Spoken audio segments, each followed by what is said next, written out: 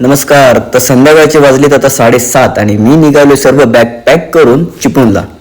तर आजचा प्रवास हा पुणे ते चिपळूण असा आहे. आपण पुण्याच्या महाभयंकर अशा ट्रॅफिकमधून हळूहळू वाट काढत आपण पोचलो फायनली आपल्या स्वारगेटला. आणि स्वारगेटला आल्यानंतर समजलं की आपली एस.टी महामंडळ आपली लाल परी ही 2 तास उशिराने धावत आहे.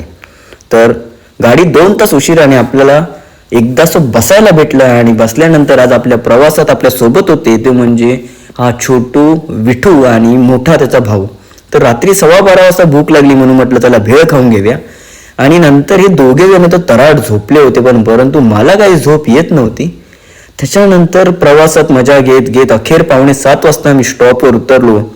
एवढ्या जड बॅगा घेऊन कशा तरी मिशन एकदाचं फत्ते झालं. दादा मला स्टॉपवर घ्यायला आला होता आणि अशा पद्धतीने मी पोचलो घरी.